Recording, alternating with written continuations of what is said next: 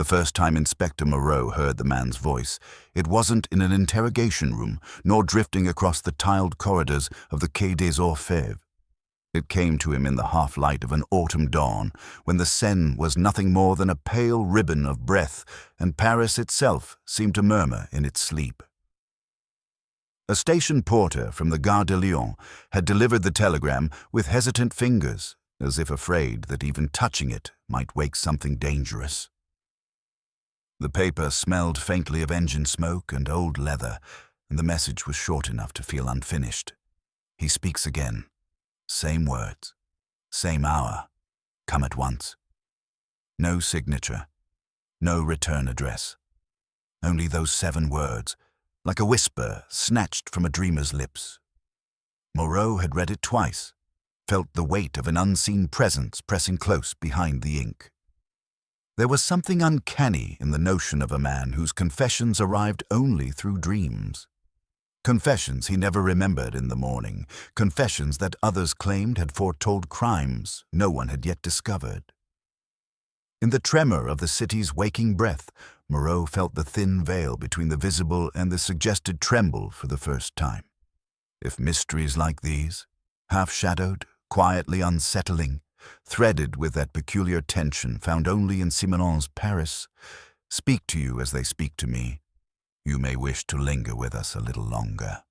You can subscribe, share this story, or simply let your thoughts drift with ours as we follow Inspector Moreau deeper into the fog that waits beneath the city's waking facade.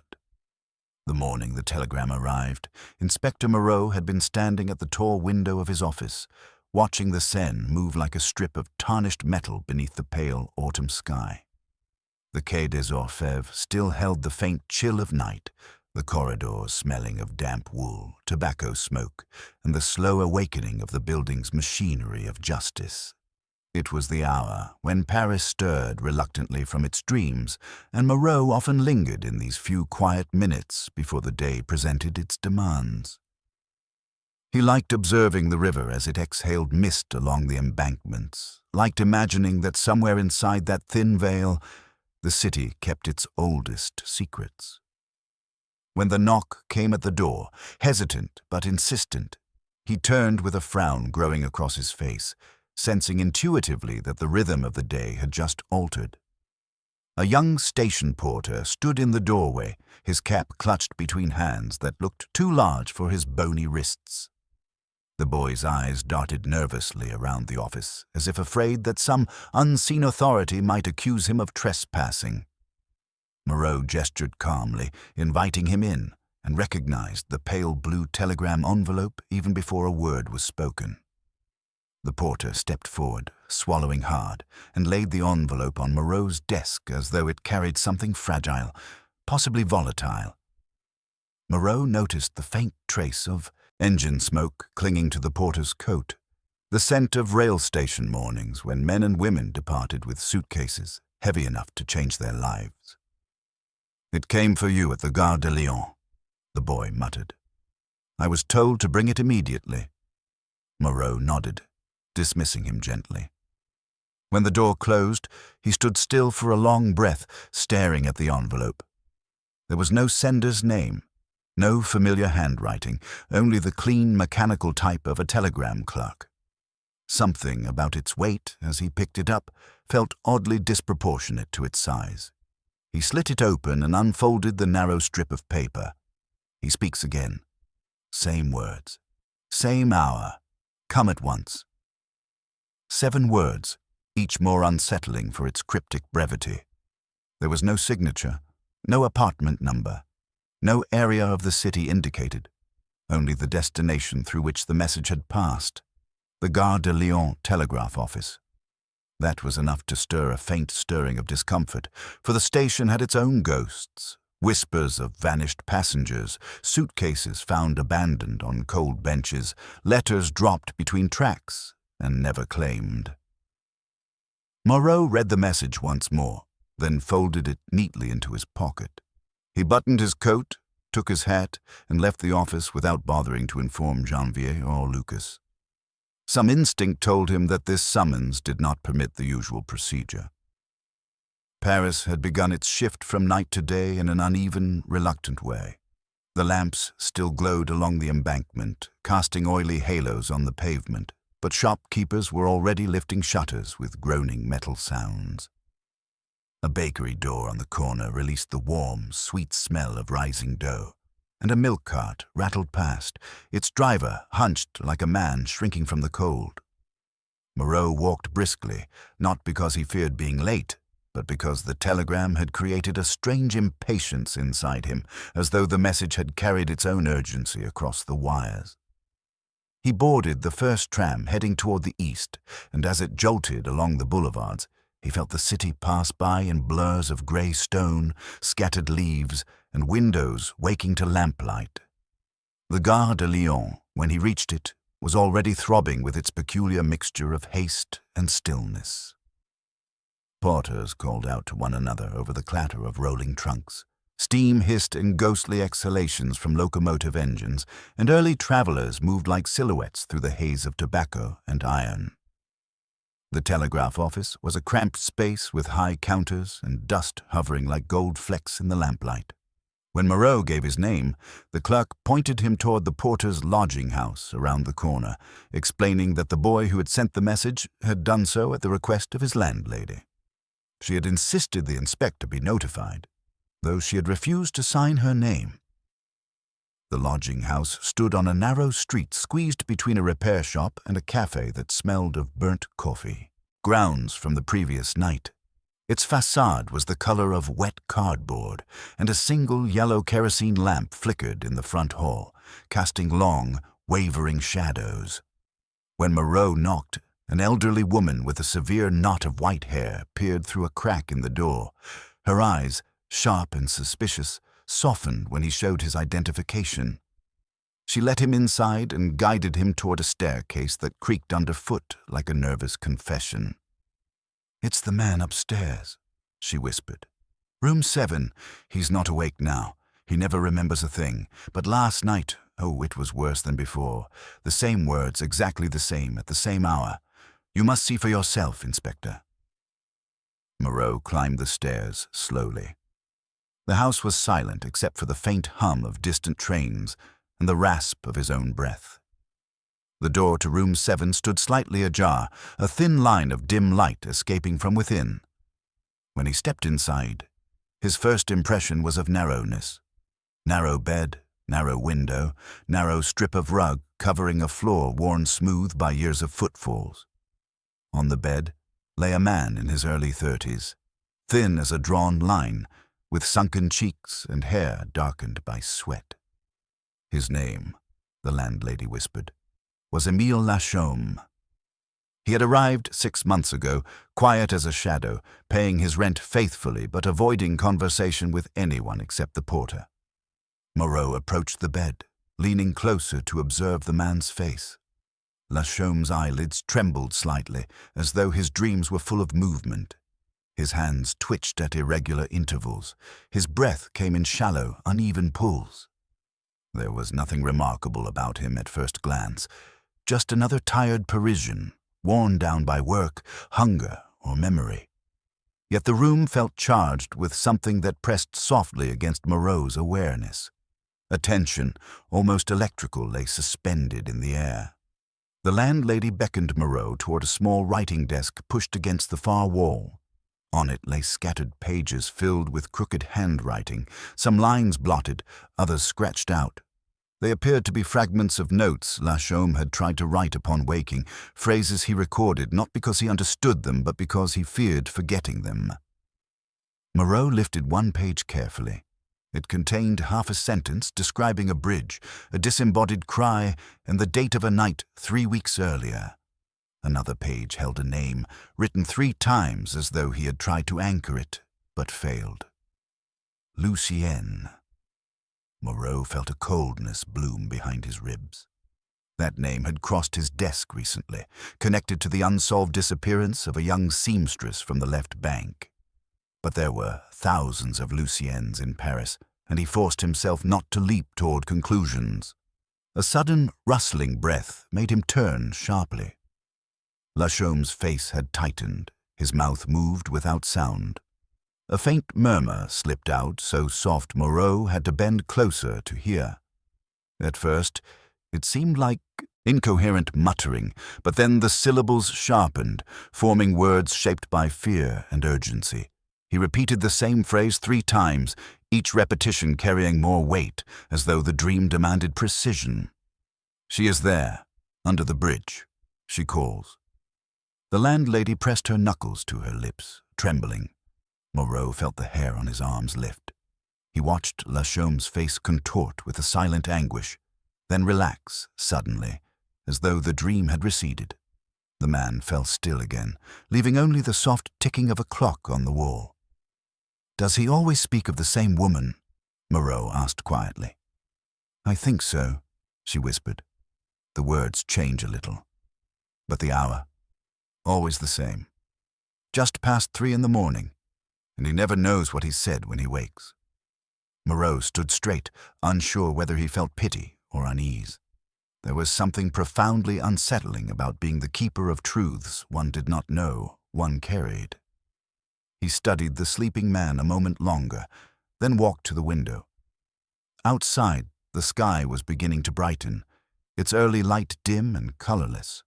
The day would soon begin, yet the night had left something behind in this small room, a trail, a voice, a whisper that refused to fade. Moreau turned back, the telegram heavy in his pocket. Whatever this was, it was no coincidence. Dreams did not send telegrams. People did, and someone wanted him here before dawn. The mystery had begun long before he arrived, but now it had chosen him. Inspector Moreau did not leave the lodging house immediately after hearing the sleeping man's whisper. He remained a while longer in that narrow room, letting his gaze travel from the cramped bed to the writing desk, from the pale earnestness of Émile Lachaume's face to the thin curtain shivering slightly in the draught from the ill-fitting window. Outside, the station district was waking, and the faintest tremor of the city seemed to vibrate through the floorboards as if every passing train sent a shiver up into the room. Yet everything inside remained suspended around the sleeper, as though the dream had cast its own invisible circle. He asked the landlady a few more questions in a low voice, guiding her carefully back over the past nights. She had first heard Lachaume speak in his sleep weeks earlier. At first the words had been indistinct, like water slipping through cupped hands, but lately they had sharpened, repeating certain phrases in a pattern she could not ignore. Between 2 and 3 in the morning, always. A bridge. A woman. Sometimes a date, sometimes a fragment of a dress. She remembered them not because she wished to listen, she protested, but because the sound of his voice had frightened her. The room next door was empty now. The last tenant had left after 3 sleepless nights, muttering about cursed dreams that seeped through the walls. Downstairs, in the stuffy kitchen that smelled of boiled coffee and yesterday's onion soup, Moreau sat with the landlady at a small table and took his first cup of the day. The chipped bowl warmed his fingers while his mind turned the facts over with slow, methodical care. She told him Lachaume paid his rent each Monday, always in coins, always with a certain shame, as though he were handing over money that did not entirely belong to him. He worked irregular shifts, she said, sometimes at the station, sometimes at a nearby warehouse. He ate little, rarely went out in the evenings. And when he did, he returned as though endeavoring to slip back into the house without leaving any trace of his absence. "Has anyone visited him?" Moreau asked. "No one," she replied after a moment's thought. "At least, no one I have seen. He keeps his door closed. He listens when others pass in the corridor. I can tell by the way the floor creaks at the threshold, as if he is standing just behind it. But he waits until the noise has gone before opening up. A man who takes up as little space in the world as possible. That is what he is." The description matched the impression Moreau had already formed. A man who tried to withdraw from life, only to have it speak through him in the one realm he could not control. The inspector's spoon traced circles in his coffee as he thought of the pages on the desk upstairs. Half-formed sentences, a name repeated, a date that tugged at his memory. Yes, he had seen that date before, stamped at the top of the report concerning Lucienne Delma's disappearance. A young seamstress from the Rue des Écoles, gone without a trace. Her mother had stood in front of his desk at the Quai des Orfèvres, hands twisted in her apron, eyes red with the effort of not crying. Moreau was accustomed to grief, but there had been something in the woman's trembling calm that made it linger in his memory. He had opened a file, made routine inquiries, spoken to neighbors and co-workers. Nothing had emerged that could explain why Lucienne had vanished between leaving the atelier and failing to arrive at home. The case had begun to cool, as so many did, its thin folder sliding toward the bottom of the pile. Now, in this dingy kitchen, that case seemed suddenly to warm again, as if the sleeping man upstairs were blowing a faint breath over the embers. "I will return tonight," Moreau said at last, pushing the bowl away. "Do not mention my visit to him. Tell him nothing of what we have discussed. I must see how he behaves when he believes no one is watching." The landlady nodded with a solemnity that suggested she, too, had taken the measure of the situation. Fear had sharpened her, but beneath it there was an unspoken wish for the house to be cleansed of whatever unease seeped under the door of room 7. Moreau recognized that wish. It was the same that made people bring their troubles to the police, less in hope of absolute justice than in desire for the air to clear. He left the house and stepped back into the street. The morning had brightened fully now, though the light carried little warmth. The station's facade loomed ahead, its clock already measuring out the schedules of trains bound for places whose names conjured different lives. Dijon, Lyon, Marseille. For a moment, he watched a cluster of travelers gather near a departing train, their faces marked by that particular mixture of expectation and fatigue that always precedes departure. Then he turned away, his thoughts returning to La Chaume. The day passed at the Quai des Orfèvres in a blur of petty reports, tedious statements, and the steady scraping of colleagues' pens. Moreau tried to lose himself in routine, but the memory of the whisper, "She is there, under the bridge. She calls," moved through his mind with the persistence of a tune one cannot shake. He finally opened the file on Lucienne Delma again, laid the pages out on his desk, and traced her last known steps with his finger. The atelier, the walk through streets she knew by heart, the absence of witnesses after 9 o'clock. No sign of struggle, no note, just an empty space where she should have been. A few lines in the report mentioned her fondness for the river promenades on quiet evenings. One co-worker had mentioned seeing her once, leaning on the parapet near a certain bridge, watching the water with an expression of someone listening to a voice only she could hear. When the shadows in his office lengthened and the clerk lit the lamps in the corridor, Moreau closed the file. He slipped the telegram back into his pocket, feeling its crisp edge against his fingertips, as if to confirm that the day had not imagined it. At dusk, he returned to the station district, the tram rattling over tracks that glimmered like narrow strips of mirror in the fading light. The lodging house seemed almost to shrink into itself at night. The lamp in the hallway had been turned low, its glass chimney smudged, casting a yellow circle that left the corners in murk. The landlady greeted him in a whisper, as though sound itself might disturb whatever strange forces gathered on the upper floor. She informed him that La Chaume had returned shortly after 6, eaten a bowl of soup without appetite, and retired early to his room. No visits, no letters, no sign that he suspected anything unusual. Moreau asked permission to remain in the room next door, the one that now stood empty. Its thin wall, the landlady assured him, would give him a clear sense of any nocturnal disturbances. She provided him with a chair and a small kerosene lamp, its wick trimmed but its flame kept low. The room contained only a narrow bed, a chipped wardrobe, and the faint smell of damp wood. It was the kind of place where lives pass through without leaving a trace, like trains pausing briefly at unnoticed stations. The inspector sat down and removed his coat, draping it over the back of the chair. He tuned his ears to the small sounds of the house. the landlady moving below. The occasional creak of a step, a distant train whistle filtered through layers of brick and plaster. Time stretched.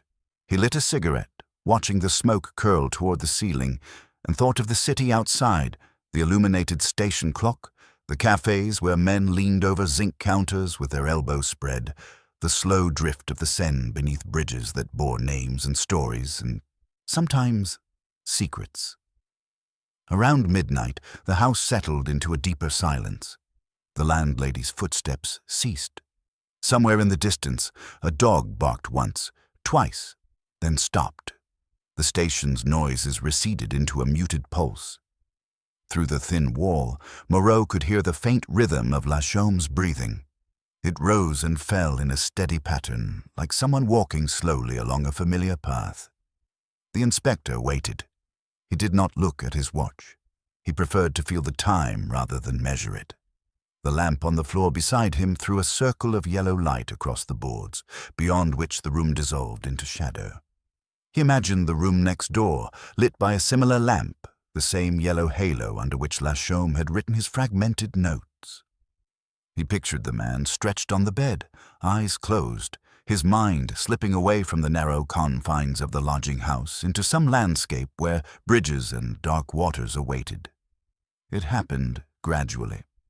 First, the breathing changed, deepening, then catching slightly on the inhale. A small sound, halfway between a sigh and a murmur, reached Moreau's ears through the wall. He leaned forward, placing a hand flat against the cold plaster. The voice that emerged was hoarse at first, then cleared itself as though even in sleep it sought articulation. He could distinguish words now. They came in fits and starts, as if the dream itself were gusting through the man's throat. A place name surfaced, a street he knew near the left bank. Then a date, the exact one stamped on the missing person report. Then, with painful clarity, came the image.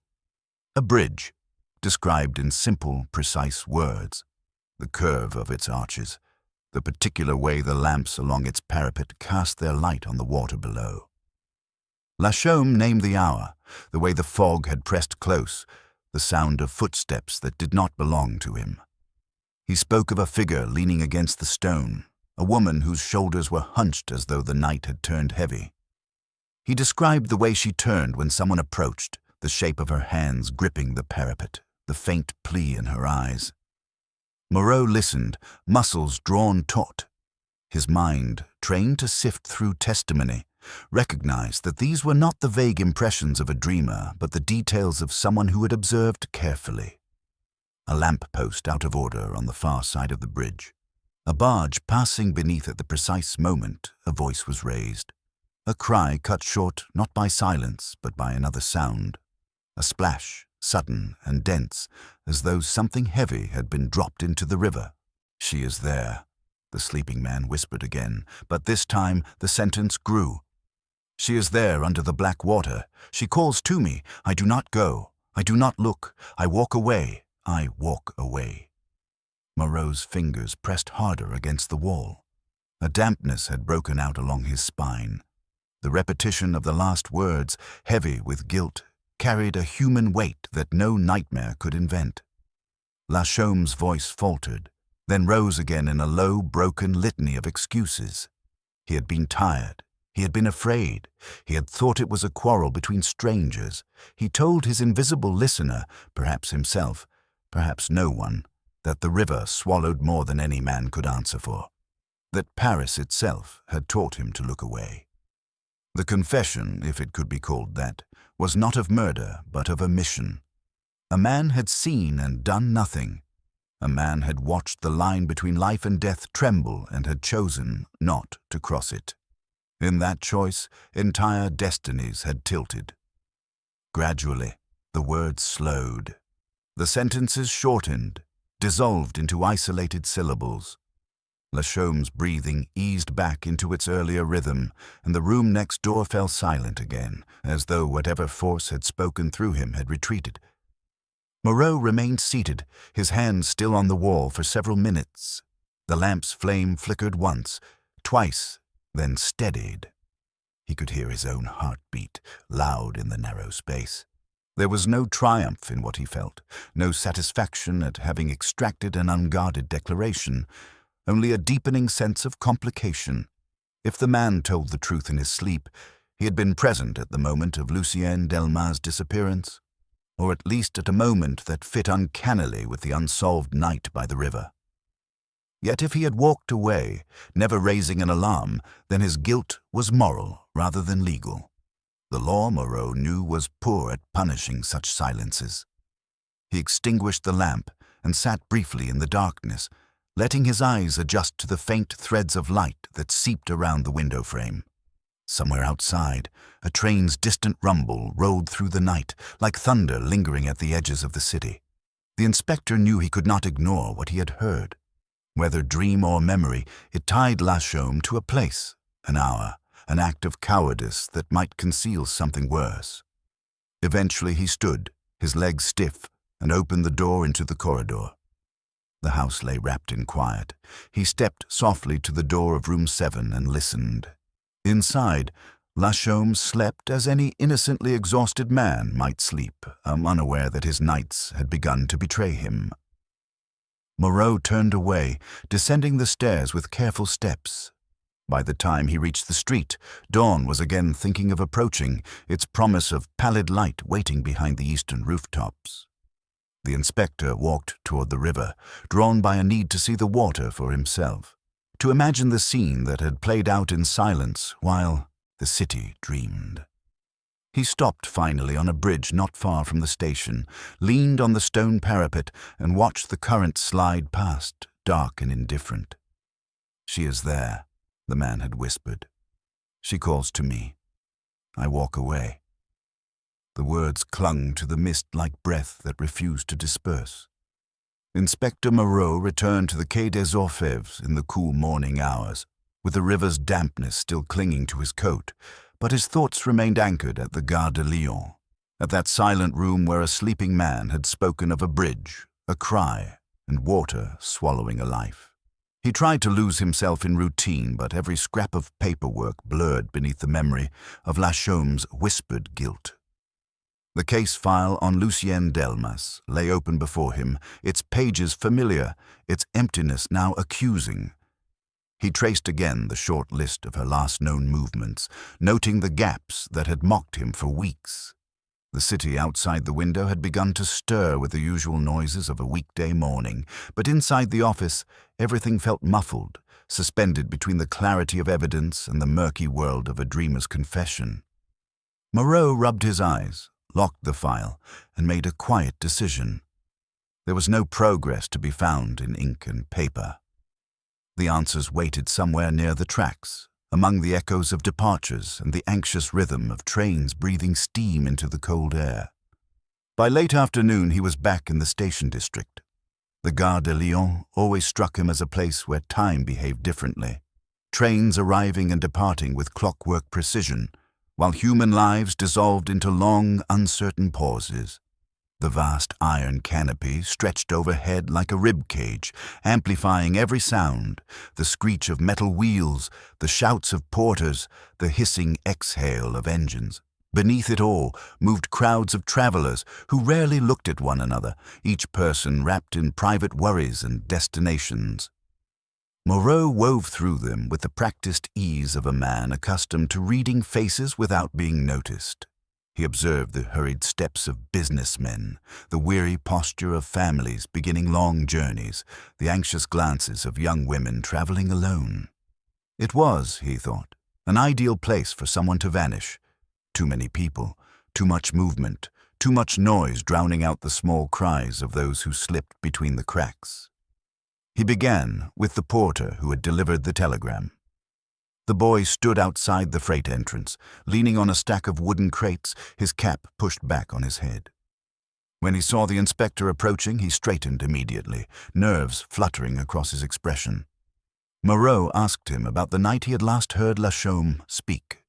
The boy nodded tensely, describing how he had passed the lodging house late after his shift and heard faint cries drifting down the staircase. The landlady had caught him lingering and insisted he help send the telegram. It wasn't the abri words that frightened me, monsieur, the boy admitted, but the way he said them, like someone drowning. Moreau thanked him and continued deeper into the station's underbelly, where the smell of engine oil and damp iron thickened with each step. He questioned a ticket clerk who recognized Lachaume vaguely, a man who sometimes came to purchase short-distance fares to outlying towns, always traveling alone, always returning late. A freight worker recalled seeing him hurrying across the tracks one evening as though he wished to evade attention. A night watchman, older and less impressionable, mentioned overhearing a quarrel between a man and a woman near the station's western exit around the same date Lucienne had disappeared. The woman, he said, had looked distressed, though he had assumed it was an ordinary lover's dispute. When pressed for details, he shrugged helplessly, admitting the memory came to him only because of a newspaper headline he read days later. Each account added more smoke than flame, yet Moreau felt threads beginning to pull together, subtle but unmistakable. The corridor of possibilities narrowed. He moved toward the platforms, letting the noise of engines and conductors' whistles swirl around him. Standing at the edge of platform 15, he watched a train preparing for departure, the line to Dijon. The scent of coal drifted in thick waves. Passengers climbed aboard with the cautious urgency of people stepping into uncertain futures. Moreau imagined Lucienne among them, her coat buttoned to the throat, her eyes scanning the crowd, perhaps hoping not to be seen or perhaps searching for someone who had promised to meet her, but her mother had sworn she would never have vanished of her own free will. Moreau believed that kind of mother. He approached the station guard responsible for the Dijon line, a stout man with a weathered face and a permanent squint from years of signaling trains into motion. The guard greeted him with a nod and answered his questions slowly, thoughtfully. Yes, he remembered a young woman matching Lucienne's description. She had stood near the far end of the platform 3 weeks earlier, clutching a small parcel. No, she had not boarded a train. She had seemed undecided, as though expecting someone who never arrived. After a time, she had walked toward the exit leading to the riverside streets. Alone? Moreau asked. Alone when I last saw her, the guard replied, though he added that he had been momentarily distracted by a dispute between two travelers. When he turned back, the woman was gone. Moreau considered this carefully. It aligned with the timeline of Lucienne's disappearance and with elements of Lachaume's dream, if dream it was. The river walk near the station, the bridge, the fog, the solitary figure. The inspector thanked the guard and walked along the platform's length, his steps slow, measured. He studied the rails, the benches, the gaps between pillars, as though the shadows themselves might yield a clue. He imagined Lucienne hesitating here, her breath forming pale clouds in the night air, her eyes drawn toward the darkness beyond the station lights. To follow her steps, Moreau exited the station through the western gate and descended toward the quay, where the river smelled of cold stone, moisture, and the distant rumble of barges. The river bank was unusually quiet for this hour. A few men unloaded crates near the docks, their movements heavy, unhurried. Lanterns burned low, casting distorted silhouettes against the wet cobblestones. Moreau paused beneath the arch of a bridge and looked out at the water. The scene matched everything he had heard through the wall the previous night. The space beneath the bridge formed a hollow echo chamber, magnifying even the faintest sound. A cry, he thought, would have carried clearly. A splash, unmistakably. And a man watching from the shadows would have felt the weight of his own stillness. The inspector climbed the steps to the top of the bridge and leaned on the parapet, tracing the line of the river's slow current with his eyes. The lamps along the walkway flickered unevenly. One of them, on the far side, was indeed out of order, the very detail Lachaume had murmured. Moreau's breath clouded in the cold air. He imagined Lucienne standing here, her fingers curled around the stone as she waited for someone to emerge from the fog. There was something unbearably fragile about the thought. A young woman hovering at the threshold of night, tethered to decisions that might shift the trajectory of her life, or end it entirely. Moreau turned his gaze downward, studying the black water swirling beneath the arch. The river had swallowed many secrets over the years. The police dredged bodies from it often enough that the Quai des Orfèvres handled them with grim routine. If Lucienne had fallen here, whether by accident, force, or despair, the current might have carried her far by now. And yet, the absence of a body troubled him. It suggested either that she had not drowned or that someone had intervened afterward. He walked along the length of the bridge slowly, absorbing every detail with the disciplined patience of an investigator trained to trust both intuition and evidence. The stones beneath his feet felt cold, but his pulse quickened. The night Lachaume described, whether recalled or imagined, unfolded clearly before him.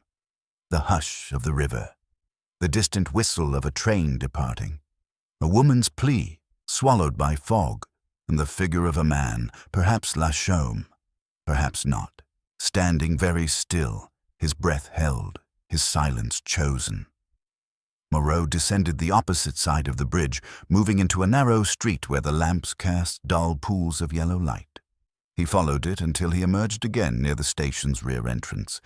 The geography aligned perfectly with the fragments Lachaume had spoken. This was no arbitrary dreamscape. Someone who had walked this route in the dead of night would recall it exactly in this way: the sound, the fog, the disrepair of the lamps. Moreau felt a shiver run through him. A dream without imagination was memory. He returned to the station interior, where the crowds had thickened as evening trains prepared to depart. In the swirl of motion he saw nothing of Lucienne, yet he felt her presence in every uncertain step of the travelers around him. He knew he must go deeper, not only into the station's physical space, but into the human stories nestled within it, the arguments, the farewells, the silent decisions, the fears that carried people to riversides at odd hours. He approached a night shift janitor sweeping the tiled passage that led to the service tunnels. The man looked up from his broom, his eyes reflecting the weariness of someone accustomed to unseen corners. When Moreau showed his identification and asked whether he remembered anything unusual from the night in question, the janitor hesitated. Then he nodded slowly and led the inspector toward a dimly lit corridor that ran parallel to the tracks. "It was near closing," the janitor said in a low voice. "I was finishing up in the storage passage when I heard voices. A woman's, soft but upset. A man's, speaking low. I couldn't make out the words, only the tone. I thought it was lovers arguing. I didn't interfere. People don't like to be watched at such times." "And afterward?" Moreau prompted gently. "I heard something, a sound like someone losing their footing, then quiet, too quiet."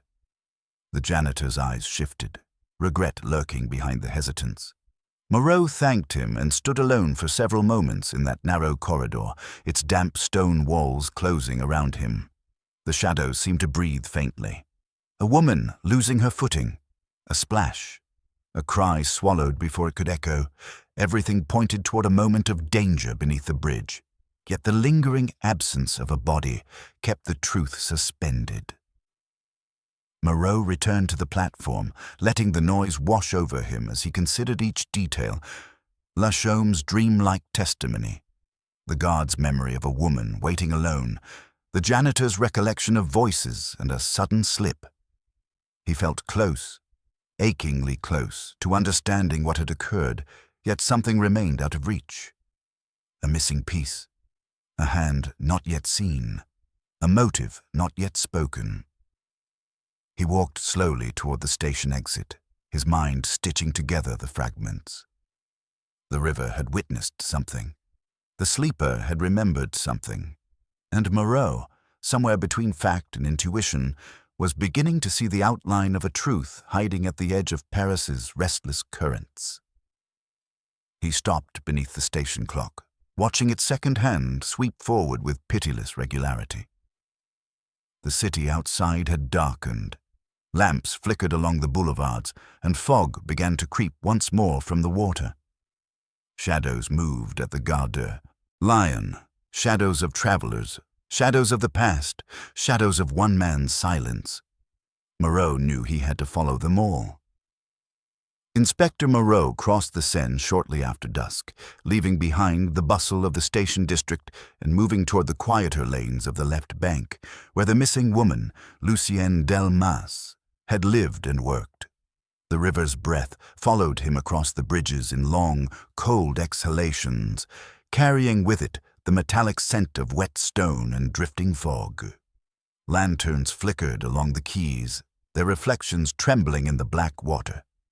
As he walked, Moreau imagined Lucienne's footsteps retracing the same stones not weeks, but only hours, before her life had veered into mystery. The river had a way of swallowing sound, and he wondered whether she had trusted it with her secrets, or whether it had taken them from her without mercy. Lucienne's neighborhood was a modest cluster of narrow streets, where laundry lines strung between balconies fluttered faintly in the night breeze. A bakery on the corner gave off the comforting aroma of warm dough and yeast, a scent so ordinary it felt like a quiet reproach to the dark possibilities he carried in his mind. The seamstress had lived in a small attic room above a cobbler's shop, the kind of place where hope and struggle rubbed shoulders daily. Moreau knocked on the door at the top of the creaking staircase, and after a long pause, a woman answered. Older, her face lined, her eyes hollowed by weeks of worry. "Madame Delmas," he greeted her gently, removing his hat. "I am Inspector Moreau. I'm here about Lucienne." At the mention of her daughter's name, her expression tightened. The lines around her mouth deepened, and her hand drifted to the door frame as if she needed its support to remain standing.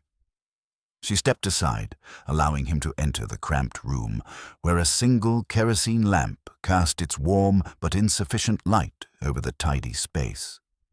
The bed was neatly made, as if Lucienne were expected to return at any moment. A scarf hung over the back of a chair. A half-finished piece of embroidery lay folded beside the lamp, its thread frozen mid-pattern, a delicate curve halted on its way toward completion. "She never left things unfinished," Madame Delmas murmured, noticing his glance. "Not even the smallest stitch." Moreau nodded, sensing how much those words meant to her. He sat at the small table where 2 cups rested, one used, one clean. The mother sank onto the chair opposite him and folded her hands tightly together, as though she feared they might tremble if left to themselves. "You said she was troubled in the weeks before she disappeared," Moreau began softly. The woman hesitated, then nodded. "She tried to hide it, but I could see. A mother always sees. She jumped at noises she used to ignore. She lingered by the windows longer than usual. Sometimes I found her awake in the night, sitting on the edge of her bed, staring at the floor. When I asked what was wrong, she said she was only tired, that work had worn her down." Moreau listened, aware that fear often crept silently into people's lives before showing itself. Did she ever mention a man? Someone she feared, perhaps? Madame Delmas looked away, her jaw tightening. "There was someone," she admitted. "She didn't tell me his name, only that he was persistent. He waited for her outside the atelier more than once. He followed her along the river one evening. She said he frightened her, though she couldn't say why. She said his eyes were wrong." Moreau leaned slightly forward. "Wrong how?" The mother pressed a hand against her heart. She said it was like he was looking at her from very far away, as if he saw something in her she didn't know herself. She said he never raised a hand or his voice, but she trembled afterward, as if she had stood too close to a cliff. The inspector felt a faint chill. The description was vague, too vague to identify anyone clearly, but he sensed it pointed toward a man who lacked ordinary warmth, someone who watched without understanding how his gaze affected others, a man who drifted rather than lived. "Did she ever describe him physically?" Moreau asked. only that he was pale and quiet, and that he walked softly, as though he feared making a sound. A flicker of recognition passed through Moreau's mind. Lachaume. Pale, quiet, soft-footed. But Lucien had lived far from the station district. How would their paths have crossed? He kept the thought to himself, knowing better than to offer speculation where a mother's grief lived. He asked to see Lucien's room, and Madame Delmas led him into the attic chamber. The air was faintly perfumed with lavender and sewing thread. A small wooden box sat on the nightstand. With the mother's permission, he opened it and found a few personal items: buttons, a ticket stub from the Musée de Cluny, a pressed flower, and a small scrap of paper folded tightly into quarters. When Moreau unfolded it, he found a short phrase written in a careful but anxious hand. "Meet me by the river. Just one more time." His pulse quickened. "When did you find this?" he asked. "I didn't," she replied. "I've never seen it before." Moreau slipped the note into his pocket. The handwriting did not match any sample he had of Lucien's. Someone else had written it. He thanked the mother and promised to return with any news. As he stepped into the hallway, he felt her gaze follow him, heavy with hope and fear intertwined. He bowed his head slightly, acknowledging the weight of her trust. Outside, the air had grown colder. Moreau turned toward the atelier where Lucien had worked, a narrow, worn-down establishment located 2 streets away, its windows still lit despite the late hour. The forewoman, a tall woman with sharp features softened only by fatigue, recognized him immediately and invited him inside. Needles clicked steadily as 3 seamstresses finished their day's tasks, their eyes lifting with curiosity when they saw the badge on his coat. "We've been expecting a visit," the forewoman said, folding her arms. "Lucienne was one of our best. It hardly seems real that she could vanish so completely." "Had she been acting differently before she disappeared?" Moreau asked. The women exchanged glances. One of them, younger and more timid, spoke first. "She was nervous," she said, always looking over her shoulder as if she expected someone to be there. The others nodded. Moreau asked whether any of them had heard Lucien speak of a man. The forewoman hesitated, then admitted that a quiet fellow had lingered near the window twice in recent weeks, watching Lucien work. When pressed for details, she shrugged. He didn't do anything, just stood there, his presence making the girls uneasy. Lucien avoided looking at him. "Did he ever come inside?" Moreau asked. "Once," the younger girl replied. "He asked for a button to be mended, but he didn't seem interested in the button." Moreau felt another faint tug of recognition. He described Lachaume's appearance as neutrally as possible. The younger seamstress paled. "Yes," she whispered. "That could be him. But his eyes, they seemed lost, like he wasn't fully awake." The inspector absorbed these details with growing tension. A picture was forming, one neither complete nor reassuring. If Lachaume had followed Lucienne from her workplace to the river banks, then his presence at the bridge that night was no dream but memory. Yet his muttered words suggested guilt, not malice. Could a man commit harm without fully understanding what he was doing? Or could he witness something terrible and lack the courage to intervene? Moreau left the atelier and walked toward the river. The city's lights cast long reflections across the black current, shimmering like strands of silk shaken in the air. He stopped near the same bridge Lachaume had described, leaning once more against the stone parapet. The sound of water brushing against the arches was gentle, deceptively calm, like a lullaby concealing a darker rhythm beneath. A small patrol boat drifted by, its lantern swinging gently. Moreau watched it until it disappeared beneath the next arch. Then he lowered his gaze to the water below. In the movement of the current, he imagined Lucien's last moments. Perhaps a final plea, perhaps confusion, perhaps fear. A gust of wind swept across the bridge, carrying with it the faint scent of wet ivy. Moreau closed his eyes and listened. Somewhere behind him, a pair of footsteps approached, steady and unhurried. He turned slightly, expecting a fisherman, a night walker, or a late traveler. Instead, he saw a young man with a hollowed expression, his coat too thin for the cold. His eyes met Moreau's for only a moment before sliding toward the water below. Recognition flickered, not of the man himself, but of the type. Someone carrying a heavy secret, one that bent the spine and hollowed the heart. Someone who had seen too much. "Are you looking for someone?" the man asked quietly.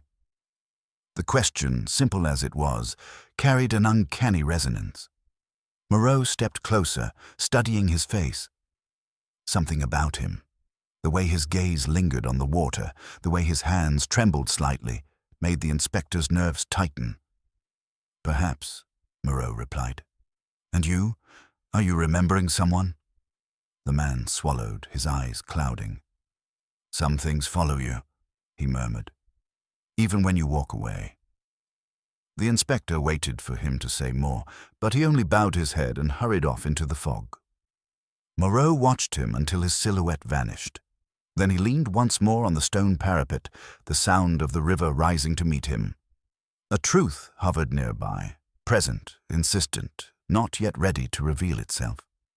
He stayed there until the lamps dimmed with the thinning of their oil and the fog thickened enough to blur the edges of the city. Only then did he turn back toward the streets, carrying with him the weight of a voice whispered in sleep, a mother's fear, and a shadow by the riverbank that refused to disperse. The investigation had moved beyond evidence. It had begun to breathe.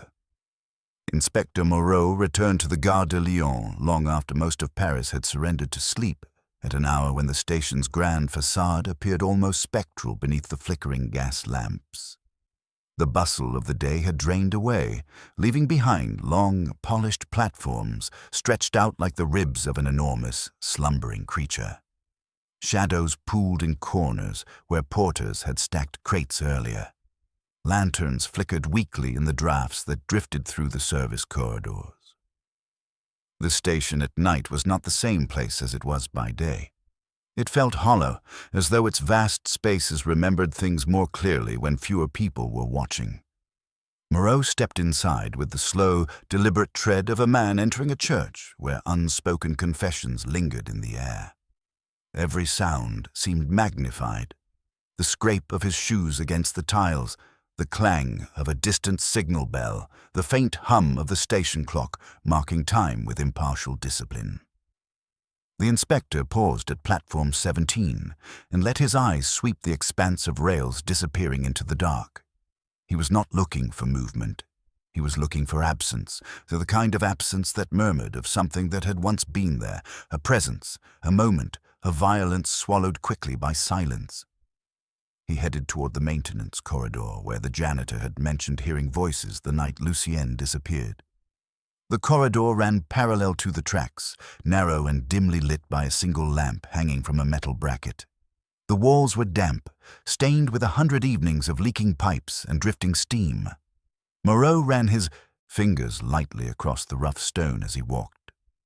Something in the texture unsettled him, as though it held vibrations from that night, preserved like fingerprints in dust. He reached the small storage passage where crates, tools, and coils of rope were usually kept. The door sat crooked on its hinges, as if it had been forced open in haste and never properly repaired. The janitor had told him that this room had remained locked for weeks after the disappearance, but the key had gone missing. The detail had prickled at Moreau's curiosity earlier. Now it tightened inside him like a knot. He pushed open the door. The darkness inside was more complete than he expected. He raised his lantern, the light revealing a cramped, cluttered room where objects seemed frozen in a state of mid-disorder. A wooden ladder leaned against one wall. A stack of old timetables sat on a shelf, their pages curled with damp. Coils of wire and bundles of tools lay scattered across the floor, as though someone had once dragged them out hurriedly and shoved them back without care. Dust motes floated through the yellow light, swirling lazily in the still air.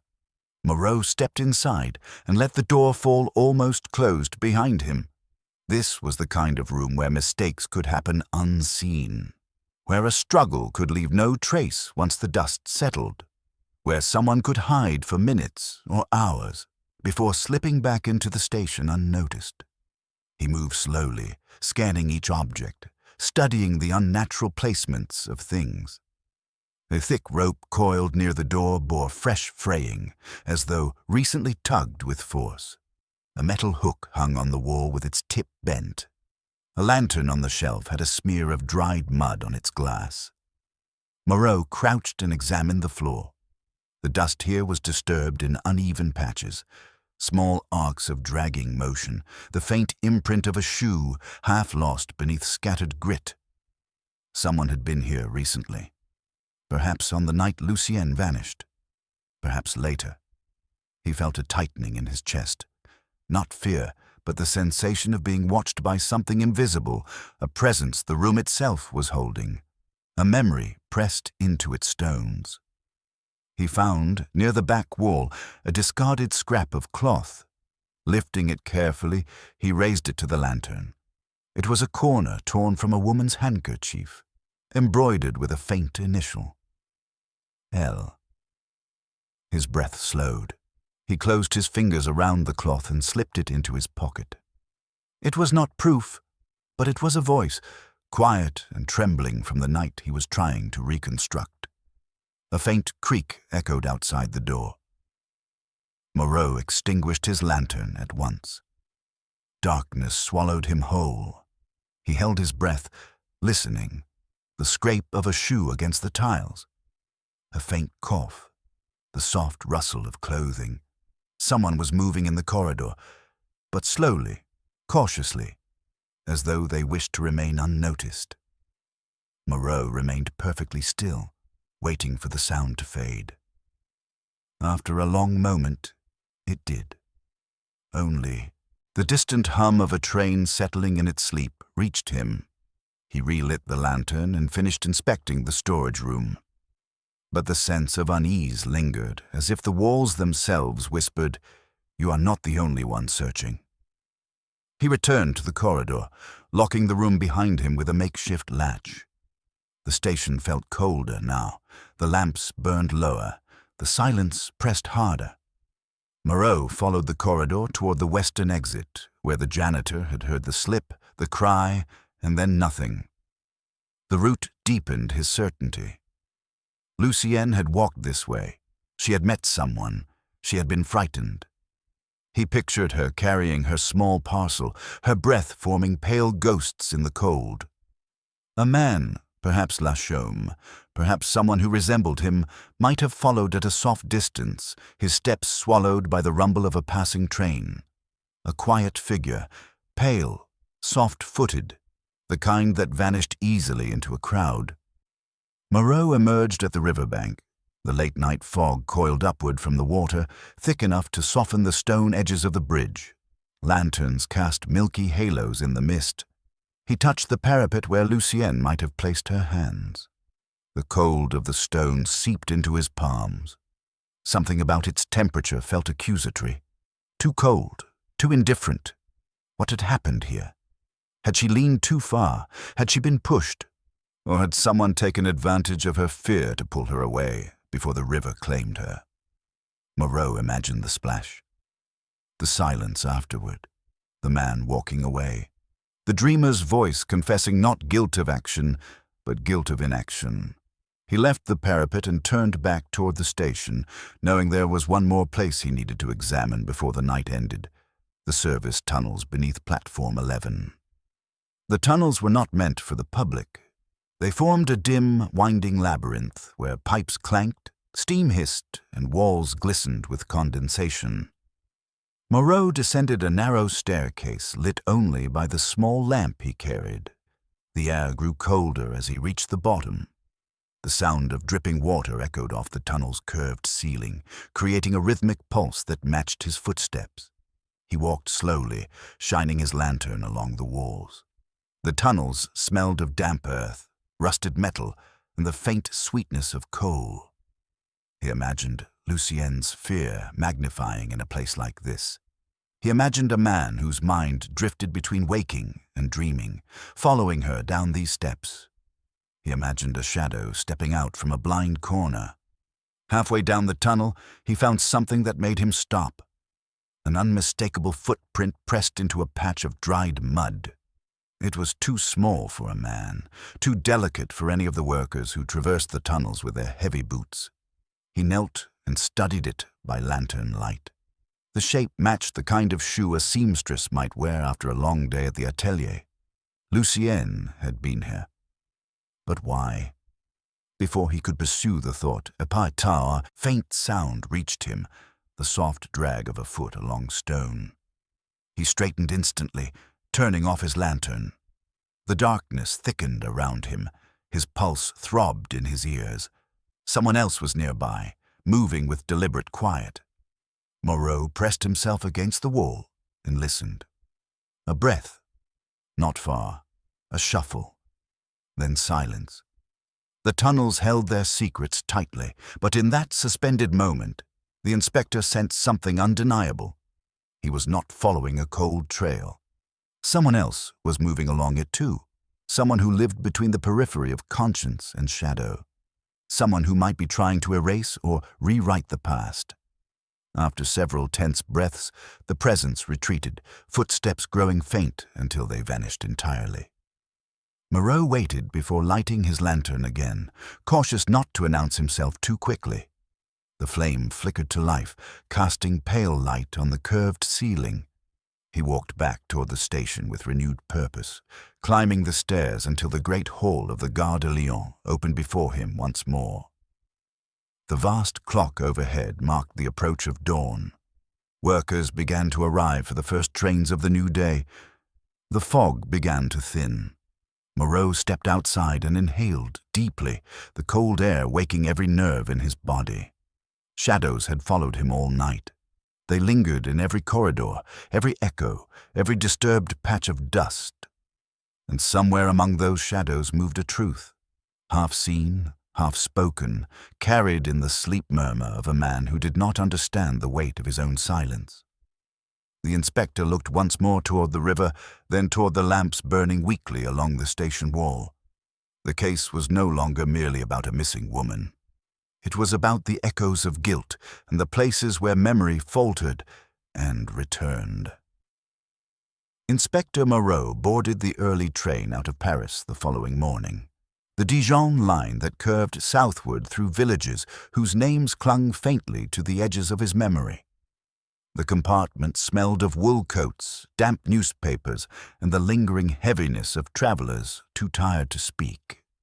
Moreau settled by the window, watching the city loosen its grip on the horizon as the locomotive gathered rhythm. The rails hummed beneath the carriage like a faint, persistent thought. The farther they moved from the Gare de Lyon, the more the city's fog thinned, giving way to open fields washed pale by the weak sunlight of late autumn. But the inspector's mind held tight to the shadows of the station. He had left Paris not to flee them, but to follow them to the small towns where rumors often traveled faster than truth. He had spent the night mapping out the faint lines that connected Lucien's disappearance to the provincial train route. A seamstress living quietly on the left bank had no reason to travel south, unless compelled by fear or summoned by a message she had not intended to share. The scrap of paper he had found in her room, "Meet me by the river, just one more time," had gnawed at him through the early hours. If someone had lured her to the river bank, they might have had plans not contained within Paris alone. Moreau had seen cases stretch unexpectedly across regions, carried by people whose motives shifted at every stop. Lachaume's fragmented dreams mentioned towns he could not have named by accident. Sens, Joigny. Places with stations that rarely saw more than a handful of passengers step off each day. Towns where secrets did not vanish completely, they only slept more soundly. By the time the train reached Sens, the morning had brightened, and a light breeze carried the damp scent of the river that wound lazily beyond the station. Moreau stepped onto the platform, scanning the quiet square beyond the tracks. Sense was a town where voices traveled quickly, where the same few corners saw a rotation of familiar faces. A cafe on the opposite side of the station had just opened, its windows fogged from the warmth inside. Moreau entered and ordered coffee, warming his hands on the cup while observing the patrons. Rail workers, a delivery boy, a few solitary travelers. The proprietor, a stout man with heavy brows, polished glasses behind the counter. When Moreau showed his identification and asked whether he had heard of a young woman traveling alone weeks earlier, the man's expression shifted from indifference to mild curiosity. "A Parisian girl," the proprietor said. "We don't get many. There was one, though. Small, pretty, looked frightened, if you ask me. Didn't stay long." "Do you know where she went?" Moreau asked. The proprietor shook his head. "She had a ticket in her hand, but she never boarded. She left before the train came. She kept looking over her shoulder." "And the man she was meeting?" Moreau asked quietly. The proprietor hesitated. "Ah, so you know about him?" "Yes, there was someone. Not a local. A man who looked, how do I put it, half here, half elsewhere. Pale, eyes wandering everywhere except where you think they should." Moreau felt a faint tightening in his chest. That description matched Lachaume in troubling ways, though he reminded himself that coincidences lived everywhere on the rails. "He spoke to her?" Moreau pressed. "No. That's what struck me. He stood near the doorway like he was trying to gather the courage to approach, but when she turned and saw him, she stiffened. Then she left quickly. He followed." Moreau's pulse beat faster. "You're certain he followed her?" "Yes, Inspector. Like a man who knows he missed his moment but cannot let it go." Moreau left the cafe with more questions than answers. If Lucienne had fled Paris for the provinces, fear had accompanied her closely. And if Lachaume had followed, if it truly had been him, then the dreamer's wandering had extended far beyond sleep. But the inspector could not build a case on resemblance and unease alone. He needed clarity, evidence. Words spoken in the living world, not muttered through the veil of unconsciousness. From Sens, Moreau traveled farther south to Joigny, a smaller, sleepier town nestled along the river Yonne. Its station stood modestly beneath a stretched awning, the kind that sheltered more silence than passengers. Moreau stepped off the train and immediately sensed the different rhythm of the place. The air felt softer, touched by the scent of wood smoke and fallen leaves. A fruit seller arranged apples beside the station gate. Two elderly men argued good-naturedly about the weather near a tobacco stall. Nothing suggested that a shadow had passed through here weeks earlier. Yet rumors, like footsteps, left faint impressions. Moreau spoke first with the station guard, a wiry man with a faded uniform cap and a thoughtful expression. When asked about unusual travelers, the guard considered the matter carefully. "A girl like the one you describe?" "Yes, she was here. Not long. She stepped off the Paris train but did not buy a connection. Looked uncertain, like she was waiting for a sign that never came." "Was she alone?" Moreau asked. The guard paused, then nodded. "Not entirely. A man lingered near the telegraph pole, pretending to read the notices. I remember thinking they might be together, but she never walked toward him." "And the man?" "Left a few minutes after she did. They did not speak. But he watched her. A long time." Moreau swallowed. Again the same pattern. A quiet figure, a woman growing pale with fear, a man who did not speak, yet whose presence pressed too close. The inspector asked for directions to the telegraph office, then thanked the guard and made his way into the town. The river here was calmer than in Paris, drifting in slow green ribbons beneath low stone bridges. Moreau stopped at one of them and leaned against the parapet, scanning the water. Lucienne might have stood here, breathing the country air, hoping to outrun whatever fate had followed her. But she had vanished before anyone knew how far south her fear had taken her. At the telegraph office, the clerk recognized the woman at once. She sent a message, the clerk said, to someone in Paris. Short, nervous handwriting, kept wiping her hands on her skirt. Do you remember the message? Moreau asked. It said, I can't stay. He followed me again. Moreau felt the words strike him with a weight different from anything earlier. This was fear sharpened into decision. Lucienne had not been imagining dangers. She had been pursued, relentlessly, quietly, by someone who moved half in shadow, half in daylight. Do you remember the man? Moreau asked. Thin, the clerk replied. Not dressed for travel, looked exhausted, pale, like someone who slept poorly, but I wouldn't call him threatening. More lost. Lost. The same word used at the atelier. The same impression, that of a man adrift between conscience and confusion, guilt and helplessness. Did the woman leave the station district?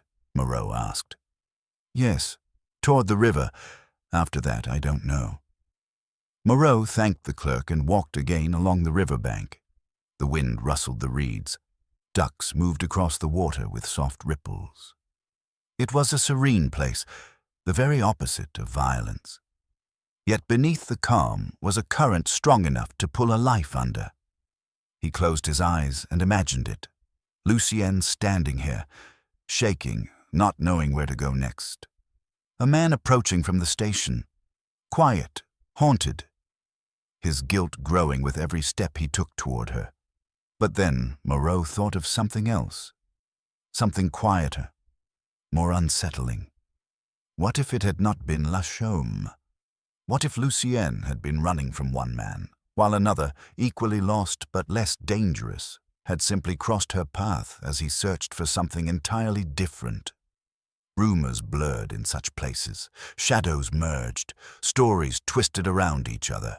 Moreau spent the late afternoon walking through the town, asking questions in cafes, small shops, and the post office. Some people remembered a distressed young woman. Others recalled a man matching Lachaume's vague features. A few swore the pair had been quarreling by the river. Others insisted they had never spoken a word to each other. Each account bent truth into a different shape. At dusk, he took the northbound train back toward Paris. The carriage rocked gently as the countryside slid past in long, fading stretches of light. Moreau rested his elbow on the window frame, his fingers brushing the scrap of Lucienne's torn handkerchief in his pocket. It felt like a pulse, faint, persistent. He leaned back in his seat, exhaling slowly. There was no longer any doubt that Lucienne had tried to outrun someone. But now her trail dissolved in the spaces between towns, in whispered recollections, in rumors carried along the rails. Above all, a new question had begun to stir inside him, one that unsettled him more deeply than the rest. What if Émile Lachaume had not been the predator in Lucienne's story? What if he had been its witness, or worse, its decoy? Moreau closed his eyes, listening to the train's rhythmic clatter. Somewhere in the darkness, between Paris and the provinces, the truth was traveling too, silently, steadily, toward him. Inspector Moreau returned to Paris under a sky the color of tarnished pewter, the morning light filtering thinly through layers of cloud that made the city seem older and wearier than usual. By the time the train rolled beneath the iron canopy of the Gare de Lyon, he had pieced together a fragile collage of everything he had heard in Sens and Joigny. Whispers, glances, mismatched recollections, and the unmistakable shadow of a man who wandered the provinces as though pursued not by others, but by his own fractured thoughts. If the small towns had offered anything concrete, it was only the confirmation that Lucienne Delmas had indeed tried to escape someone. But the shape of that someone was still blurred, shifting between the outline of Émile Lachaume and an unknown figure who might have moved just outside the periphery of every witness's gaze. Back at the Quai des Orfèvres, Moreau spread the notes from his journey across his desk like pieces of a puzzle whose borders could not be found. The office around him hummed with the low, familiar grind of investigators beginning their day. Pens scratching, typewriters tapping, the faint aroma of coffee drifting from the corridor. Yet the case he now held refused to fit into the clean logic that police work demanded. It moved like fog, changing shape when touched, revealing only fragments. Lachaume was the center of it, undeniably. But he was a strange center, one that bent inward rather than outward, like a hollow around which events circled without truly anchoring. Moreau reread the dream monologue he had transcribed from behind the thin wall of the empty room. She is there, under the water. She calls to me. I walk away. These were not the words of a killer. They were the words of a man who feared his own memories. The inspector decided he could no longer delay what had been coming since the night he first watched Lachaume's sleeping face contort with whispered anguish. He needed to speak with the man directly, not beside his bed, not through the filter of dreams, but face to face, in waking daylight. He wanted to see the truth move across the man's eyes. When he arrived at the lodging house, the landlady greeted him with a strained expression. Her hands twisted the corner of her apron anxiously. "He is awake, Inspector," she murmured, and unsettled. Something has changed since yesterday. Moreau nodded and climbed the stairs. He paused outside room 7, listening. There was no movement from within, only a faint, uneven breathing, as if the occupant sat stiffly, waiting for something to happen. Moreau knocked once. A pause. Then, "Enter." The voice was soft, almost apologetic. Moreau opened the door. Émile Lachaume sat on the edge of his bed, pale and thin as ever, but his eyes were different now. They were clearer, sharper, as though some fog had lifted from his mind overnight. He looked at Moreau with the wary curiosity of a man expecting judgment. "I know why you've come," Lachaume said quietly. Moreau closed the door and approached him slowly. Sunlight filtered weakly through the window, casting a narrow band of light across the man's face. "Then why don't you tell me?" the inspector answered. "In your own words."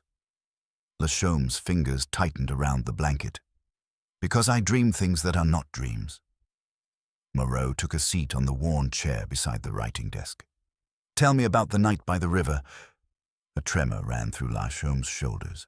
He lifted his gaze, and for a moment Moreau caught a glimpse of someone drowning inwardly. "It was late," he whispered. "Fog everywhere, the kind that eats sound. I was walking along the quay because I couldn't sleep. I thought the air might clear my head. When I reached the bridge," his voice trailed off, sinking into silence. "You saw her," Moreau said softly. "Yes," Lachaume breathed. She was standing very still, as if she had been waiting a long time. She looked tired, frightened. She kept glancing behind her. Then she looked at me. His voice cracked. "She thought I was someone else." Moreau's pulse quickened. "Someone she feared?" Lachaume nodded, tears pooling in the rims of his eyes. "I tried to speak, to tell her she was mistaken, but before I could finish, another man appeared from beneath the arch." He moved quietly. Too quietly. Lachaume shuddered. I remember the sound of his footsteps more than anything else. Soft, intentional. Moreau leaned forward. "Describe him." Lachaume shook his head. "I don't know." The fog hid his face. A shape, nothing more. But she recognized him. I saw it in her eyes, and He swallowed. I froze. Moreau's jaw tightened. "You didn't intervene?" "No." The whisper was soaked with shame. They argued. I couldn't hear all the words, only the tone, fear from her, insistence from him. Then she stepped back. Or he pushed her. "I can't." His breath caught. There was a splash. And then nothing. Moreau stared at him. The man's trembling, the guilt etched into his voice. These things did not belong to someone who had taken a life. They belonged to someone who had witnessed the collapse of one. "You told no one." Moreau said. I ran, Lachaume whispered. I ran like a coward, and afterward I tried to forget, but every night the dream returned, her voice returned, and each time I remember a little more. Moreau's thoughts raced. A second man, the true figure in the fog, a man who moved with unsettling quiet, a man whose presence had driven Lucienne from Paris to the provinces, a man who had followed her more than once. The inspector realized with a chill that he had spent too long treating Lachaume as the only shadow in the story. Emile, he said slowly, did the man who confronted her resemble you?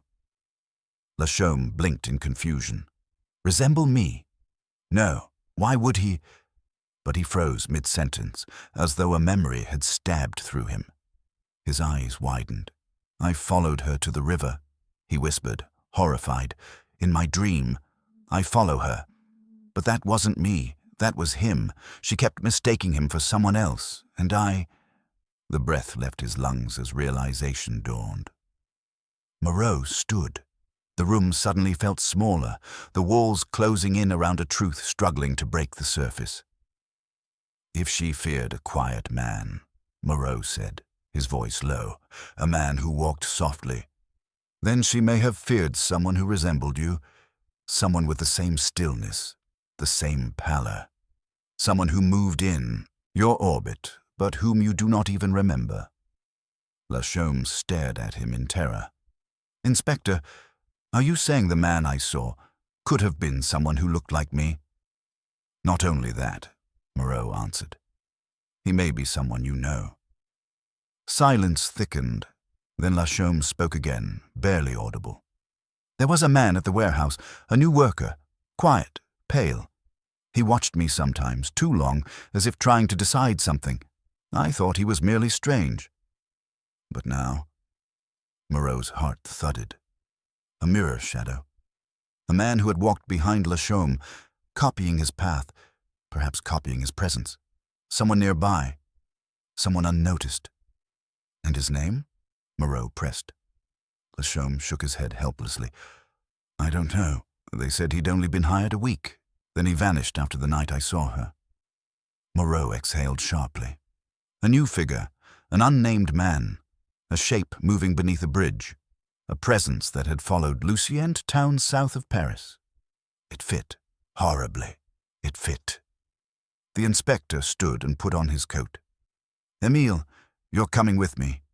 Not under arrest, for your safety, and because I need you to help me identify this man. Lachaume rose on unsteady legs. Inspector, I never meant her harm. I know, Moreau said quietly. He guided the man down the staircase, the landlady watching with wide, anxious eyes. Outside, the morning fog had begun to thicken again, curling around the lamp-posts like cautious fingers. As they walked toward the Quai des Orfèvres, Moreau felt a new urgency gathering inside him, an urgency fueled not by suspicion, but by the realization that a deeper shadow had been moving all along, close enough to mimic a harmless man's outline, yet carrying intentions far darker. And somewhere in Paris, that shadow might still be walking.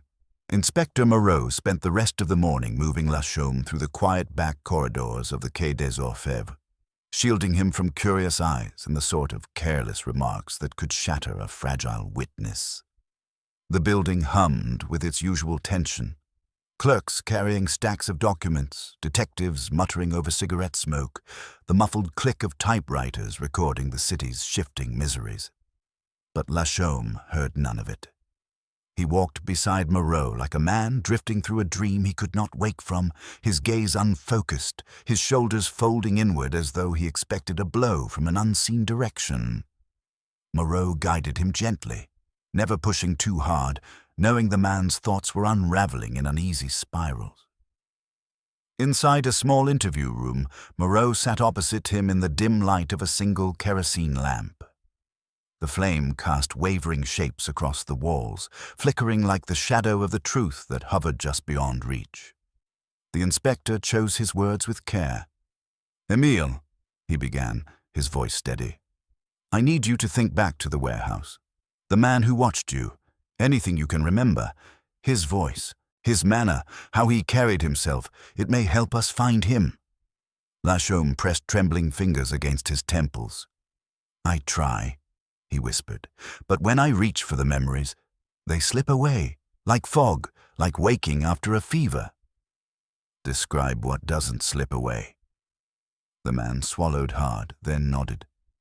He was quiet, not shy, quiet, as if silence came naturally to him, and when he looked at me, it felt like he was studying me.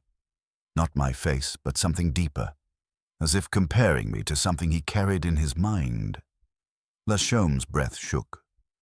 Sometimes I wondered if I reminded him of someone, or if he reminded me of someone. Moreau listened, leaning forward. The description matched the subtle, unnerving presence Moreau had felt in the tunnels the night before. A man whose footsteps soundlessly crept along stone, whose breath hid itself between echoes. "Did he ever speak to you?" Moreau asked. "Once," Lachaume murmured. "A single sentence. He said, 'You shouldn't walk alone at night.' He smiled when he said it, but it wasn't kindness. His eyes flickered in remembered dread. It was like someone rehearsing a smile rather than feeling it." The inspector felt his spine stiffen. A man who smiled without warmth. A man who mimicked expression rather than embodying it. A man who followed quietly, learned unnoticed, and appeared only when fear was already present. This was not coincidence. It was pattern. Moreau stood. "Emile, stay here. Do not leave this room." Lachaume nodded, but his eyes showed a flicker of panic. "Inspector, am I safe here?" "You're safer with me than anywhere else in Paris." Moreau closed the door and walked briskly toward the central archives.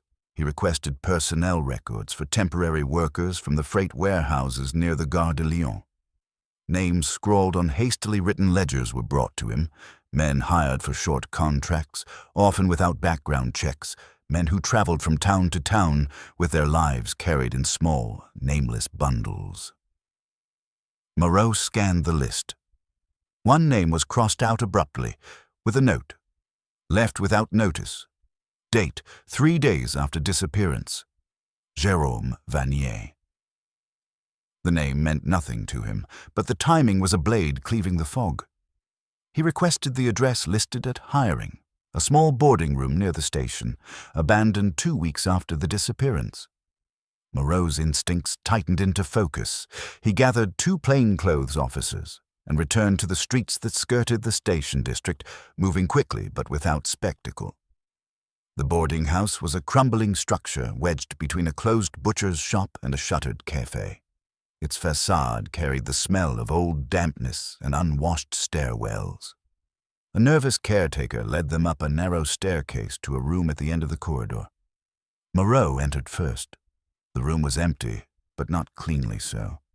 Dust lay unevenly on the floor, suggesting the restless pacing of a man who did not sleep well. A small mirror hung crooked on the wall. Beneath it, Moreau found a worn coat, pale, frayed at the cuffs, almost identical in color and cut to one he had seen hanging in Émile Lachaume's room. The inspector's breath stilled. In the pocket, he discovered a folded piece of paper. A crude sketch touched the page. Rough but recognizable, a bridge, a woman beside it, and beneath, in jagged writing, "She thought I was him." Moreau felt the room tilt. Not Lachaume. Not entirely. Someone who resembled him enough to be mistaken for him by a frightened young woman on a fog-filled night. Someone who had used that resemblance like a mask. He pocketed the note and searched the room further. A railway timetable lay open on the table, the Dijon line circled repeatedly. Beneath it, another slip of paper, a telegraph receipt, sent from Joigny. The date matched the day Lucienne had arrived there. Moreau exhaled slowly. Vanier had followed her south. He had hunted her across stations and towns, and he had returned to Paris afterward, silent, unnoticed. As Moreau prepared to leave, he paused near the mirror again. A faint, greasy fingerprint smudged the glass. Slender, long, restless. The kind left by someone who stared at himself often, searching for something in his reflection, a shadow that matched another man. When Moreau stepped out into the courtyard, the sky had darkened, though it was still early afternoon. Clouds thickened like bruises overhead, ready to break. He turned toward the river instinctively, as though the water itself had begun calling him. There was only one place this path could end, the very bridge where Lucien had cried out, where fog had swallowed sight, where the truth had slid beneath the current like a drowned memory. He walked quickly, his coat snapping in the cold wind. The lamps along the quays struggled against the gathering dimness. The river swelled slightly, stirred by the coming storm. When he reached the bridge, he stopped in its center and looked down. The water churned below, dark and heavy with secrets. Then he heard footsteps, soft, measured, approaching from behind. Moreau turned slowly. Émile Lachaume stood at the far end of the bridge, alone, unaccompanied, his coat buttoned tightly, his hair blown by the wind. But he was not looking at Moreau. His gaze was fixed on something just beyond him. Moreau stepped aside and saw another figure emerge from the fog beneath the arch, a man shaped like a shadow of Lachaume. Similar build, similar pallor, similar quietness. But where Lachaume's eyes were filled with anguish, this man's eyes were empty, hollow as extinguished lamps. Jérôme Vanier. Moreau moved immediately, positioning himself between the two men. "Vanier," he called out. "It ends now." The man stopped at the parapet, tilting his head slightly, as though studying Moreau the way he had once studied Émile, comparing, measuring, absorbing. His voice, when he spoke, was soft. She chose the wrong man to fear. Moreau's heart clenched. You followed her across towns, you frightened her, you cornered her that night. Vanier smiled faintly, an imitation of a smile rather than the real thing. "I didn't corner her. She called for me to stop. I only reached out. She stepped back." Moreau's voice sharpened. "And the water took her." Vanier's eyes flickered. The river decides what it keeps. A shiver traced Moreau's spine. The man was not insane, only hollowed out, lacking the ordinary anchor of conscience. A man who moved through life copying shapes of behavior but never feeling them. A man who had mirrored Lachaume into a mask. Behind Moreau, Lachaume spoke suddenly, his voice cracking. "You killed her." Vanier did not look at him. "You watched." The words struck Lachaume like a blow. His knees weakened.